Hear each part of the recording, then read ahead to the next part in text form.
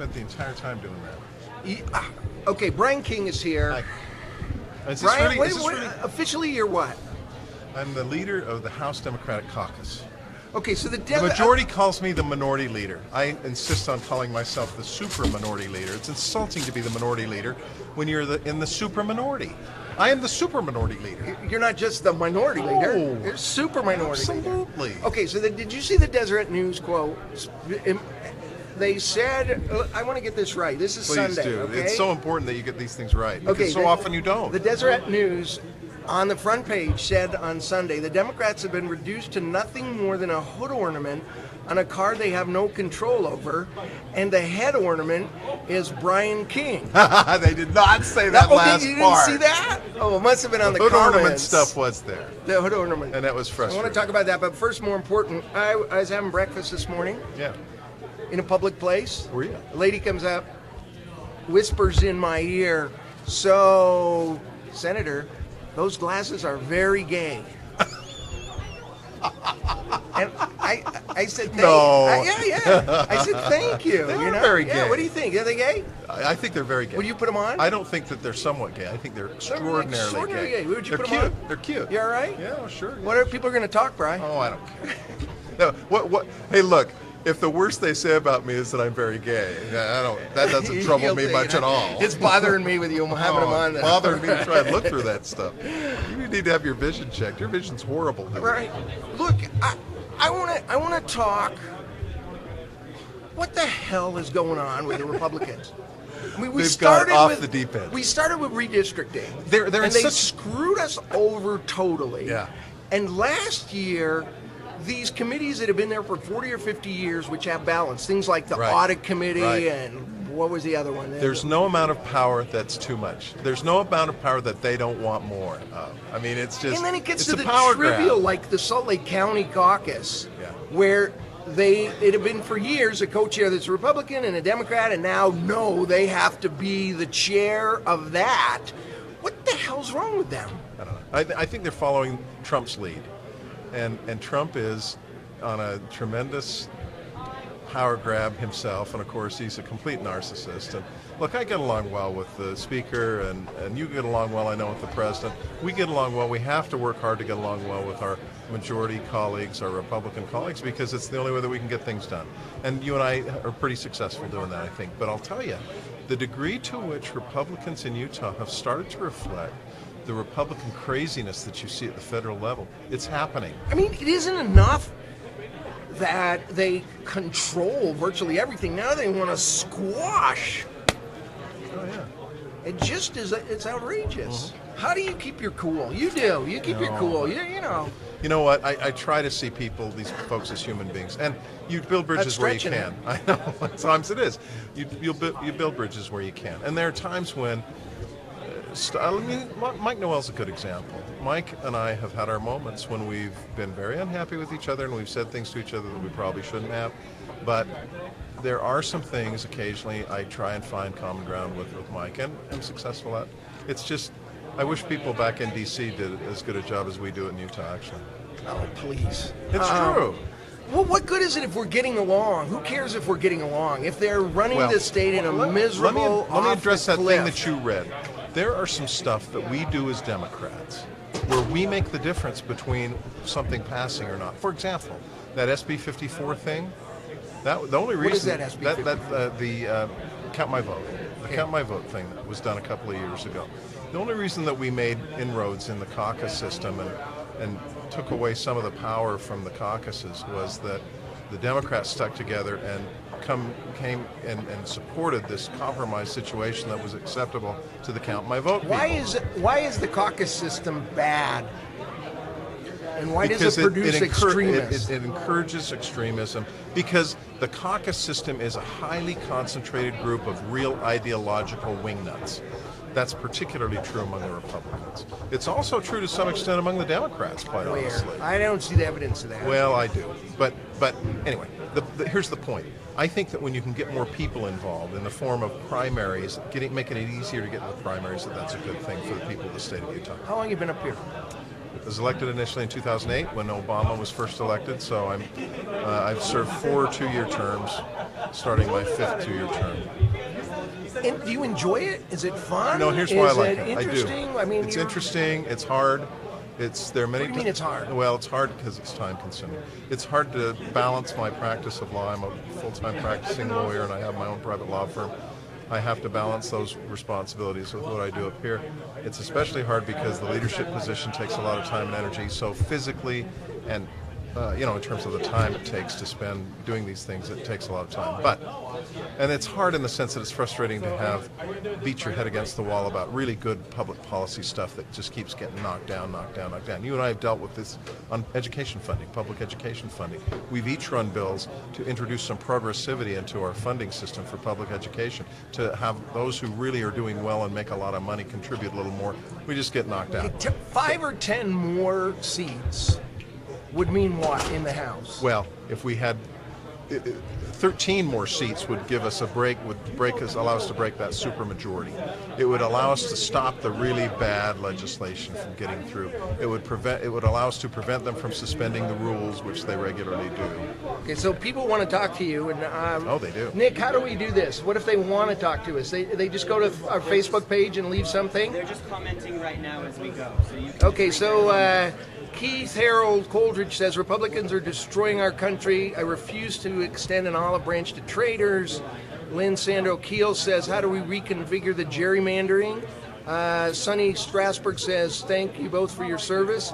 Cindy Nash, how will public education be affected? Let me address the first two things And first. Michael Olson, no, don't say things like that. So here's the challenge. There are Republicans, especially on the federal level, who are doing stuff that I think is just downright treasonous. I really do. I look at what President Trump has done in terms of soliciting the assistance of the Russian government to help him win that election. There was a book that was written, you and I are familiar with it, by the John Birch Society folks called None Dare Call It Treason. That was treasonous what he did. I really believe that.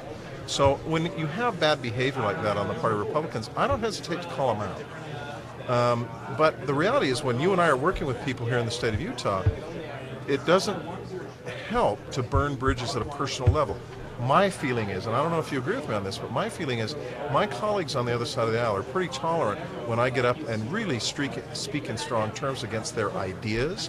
But when I cross the line of attacking them personally, then they go, we're going to dump you out and ignore you and treat you badly. I think that's a great rule of civility. I mean, I do attack.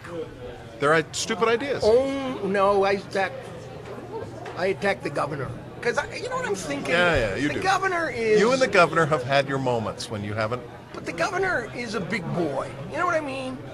It isn't like when people have no clue how lonely it is to be a legislator. Yeah. I mean, well, a Democrat. We don't have big staff. We don't have people. We don't have an army. That's true. Except for me, that are answering emails and doing things. The Debacus caucus is you. But see, I don't even have the Debacus caucus. You're kidding. No. I don't have help like you do. Come on. Hey, what's wrong with Nick? How come you're not cheering? This is our leader. There's only one of me. All right. All right. So let's. So my point is, they the asked about governor, redistricting. I go after him. Okay, redistricting. What does that mean? Well, redistricting? look. It sounds like blah blah. No, I know. Here's what happens. Every 10 years under the Constitution, you've got to change the boundaries of legislative districts so that people are equal numbers in the legislative districts. You can't, over time, allow some districts to get really, really big in terms of population while others remain little. That allows certain representatives to have disproportionate influence. So the Supreme Court said 50 years ago, you got to have one person, one vote, you got to have redistricting. So every 10 years when the census comes out, the next one will be in 2021, we will go through the process of redrawing the boundaries for the legislative districts and the congressional districts. Republicans cheat. They cheat in the sense that, especially for the congressional districts, they draw the lines in a way that disenfranchises Democrats and liberals and make sure that the Republicans have a leg up on electing every member of the congressional delegation in the House from their own party. And we need to, there's a way of having, what we want to do is have an independent commission make recommendations to the legislature about how those lines should be drawn that makes it harder for the legislature to engage in gerrymandering.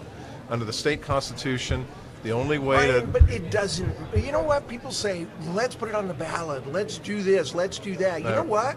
How would we ever change that? You can't. I mean, they're going to do what they do, which is cheat and set it up, and it perpetrates itself. Well, the best we can hope for is to have an independent commission make recommendations to us in the legislature to change the constitution of the state to allow for the independent commission to do the redistricting itself is something that takes a 2/3 vote of your body in the Senate and my body in the House. And you know what? It ain't going to happen. You'd have 100% of my body. But the Senate Sure we would not would. happen. Sure we Oh, would. you meant the body, meaning the Senate. I guess. All right. I meant I the would be there chamber. 100%. 2/3 of the senators and 2/3 of the representatives voting in favor of giving away power. Here's it how ain't gonna creepy. happen. Here's how creepy it gets. In the Senate, let's suppose there's 100,000 people in a Senate district, about. So Ogden is about 94,000 people. It should have what?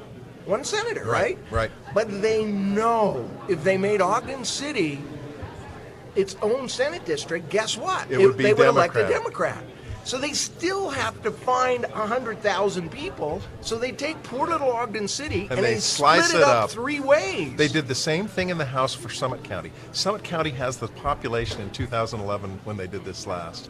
It has almost the exact population for its own House district, and they wouldn't do it because they knew that it would be a Democrat Democratic will be district. elected. So we gotta, our job, Brian, we gotta get frantic about this. We've got to find all those people that are crazy about what's going on in the country, and Trump. You're right. They can affect things locally. They got to get involved. They got to get registered. They got to run. They have to vote. They have to sign up for Debacus/Cacus.com because, you know, we got this cool thing now. I don't know if you know it or not. We hired Qualtrics in Provo. Oh, yeah.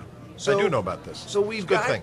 yeah, it's a good thing. So anyway, I don't want to promote my stuff, but I no. do.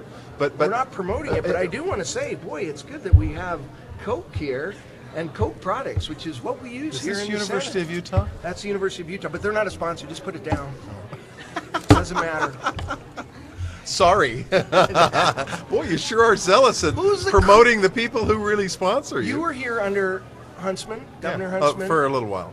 and He went then- off and joined then it's the been Obama Herbert. administration. So, do you see a difference? Oh yeah, sure. I think that Governor Huntsman was he did some things that really caused a lot of Republicans to be unhappy. When I was here, he came out in favor of gay marriage, and that caused a real big uproar, But he wasn't here for much more than about a year or so before President Obama asked him to be the ambassador to China. Apparently, he's going to run for Senate? the Senate. I mean, that's what all the scuttlebutt Yeah, is. yeah. Has he asked you? No, he hasn't asked me. But has he Really? talked to you about this? It's privileged. I can't be talking about Yeah. it.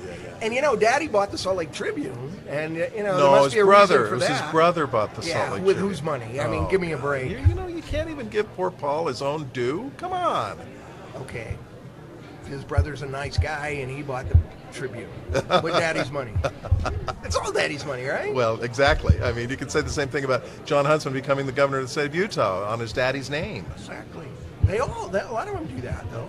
And this is the one thing I'm concerned about with the Romneys. Yeah. The Romneys could come in here, and they're not Utahns, but they have the name. And if Josh Romney decided he wanted to run for something, and he may or may he's not. owed it, right? Because he's got the that's- family name. That's a frustrating thing. That George W. Bush was elected president of the United States in 2000 because people, at least a non-insignificant number of people thought, oh yeah, I remember about George Hillary Bush. Clinton? I like him. Yeah, well, it didn't work so well for Hillary, did it? Okay, let's see what other people are saying. If you have a comment, just put it on there. Jamie Christensen says, Brian, why don't you run against Hatch? Do you want to announce it now? I'm not going to announce that now. I'm thinking about it, but I'm not going to announce it. Okay, see that? No, listen. Look, I'd love to see Orrin Hatch replaced in the Senate. I'm not going to sit here and trash him, but I will say this: 7 terms is, from my perspective, about 6 terms too many. You mean for Herbert? No, for Orrin Hatch. for Orrin Hatch. Okay. I don't think Herbert's going to run again. Go there. I don't think Herbert's going to run again. He said he is, and so I want to ask you about. I mean, Huntsman really has moved to the right since he was governor. You know, and it's an odd thing. Why doesn't he move to the middle or the left now that he's not going to run again? He's got no opponent. That he could spend the next 3 years governing responsibly and governing in a pragmatic way. Look, I'm not asking him to be liberal. He was the first guy to cuddle up to Trump.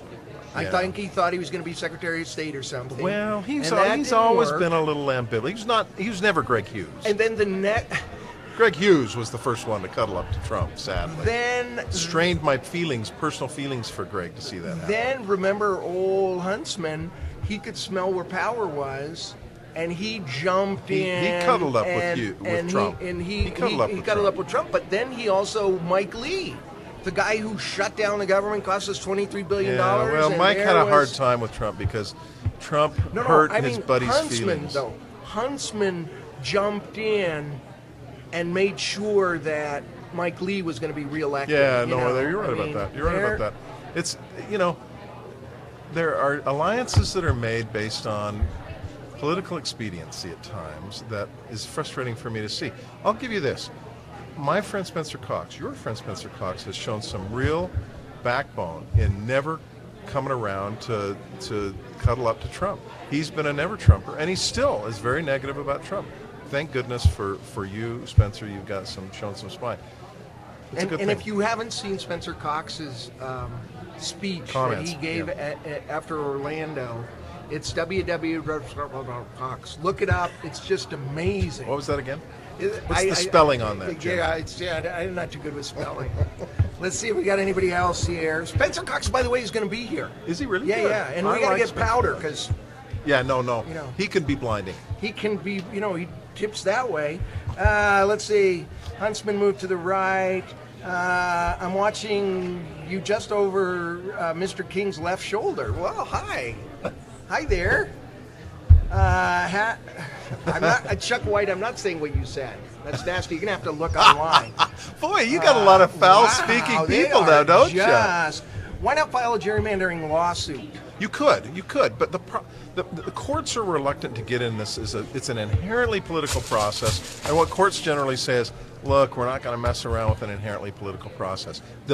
Here's the best thing we can hope for, that by referendum, by initiative, we put on the ballot and pass in 2018 or 2020 a independent commission that advises the legislature. We have no ability as a practical matter to get them to make the decision themselves. But if you have an independent commission advising the legislature, people like on the other side of the aisle will think twice So the before only they... way we're going to do that is if we get it on the ballot, Yeah, right? we The gotta get it on the legislature's ballot. never going to give up power. Exactly. So before vouchers, which was 2006, 2004 or something, before vouchers, listen to the math here because I'm not sure of it because I'm not good with math. Let's say you had to have... That's his You excuse had for to have- everything. I'm not good with math. I mean, you wouldn't believe the stuff he excuses by saying that. Anyway, go ahead. You had to have 1% of the voters in the previous election in 50% of the counties. Yeah. Now, listen to this. Yeah. Okay, now just stay with me a minute. I know you're not good at math either. He's got a point here. Now you have to have 108% of the voters in 172% of the counties, and it's hard to do that.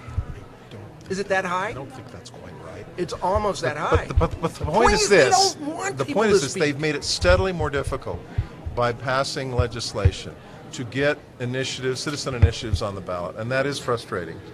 And it's wrong. How do you feel about Damian Kidd going against Jason Chaffetz? Boy, that's great. I'd love to see Damian Kidd. I don't care who goes against Jason Chaffetz. I think that just about anybody's going to do a better job than Jason Chaffetz. All right, so that's what they're saying, Brian, and there's a lot of them. You guys, we're doing this every day. Tomorrow, who do we have? Miley Cyrus and the Pope. director. Oh, the old Pope, the German one. I wish he'd stop Did he lying. cancel? Can't you keep him from What? lying like this? Brian, if I tell people Brian King is going to be here tomorrow. They're not going to Oh, no. I wouldn't say that. Not at all. I would. You know what? You got gray coming out Oh, I all know. over your I beard. know. What do you think? Get some shoe polish. Why don't you grow? Is it because it would be even grayer than this? No, Look, you- I'm proud of my gray. These are war wounds, man. These are stripes from battle. Okay. He says we need to wrap it They're up. wrapping it up. Okay, I want to say one thing. Friday, you guys. Friday, we're going to prayers at the biggest mosque in Utah. It'll be at 1 o'clock, and hopefully many of us are going to go. The imam I met yesterday, and he's Where is thrilled. it? Is it the one on 7th East? It's on 1019 West Parkway Avenue Okay. in West Valley. So it's 2400 South, 10th West. You can look it up on Senator DeBacchus. And this is a Facebook. show of support for the Muslim community in light of the travel ban. Right, and in line of Good. all the crap they're putting up Yes. with. So Good, take time good, off from good. work. If you need a note from the super minority leader in the House, he'll write it, get you off of work I or school. will. If you think that'll help, I'm happy to write it. All right. Brian King is as good a guy as there is up here, and when he does announce for the Senate, I hope you'll support him. That is the U.S. Senate, That's not the a Utah big Senate. if, Jim. A big if. How was your food? He wouldn't let me eat it, man. We'll see you tomorrow, 1 o'clock right here.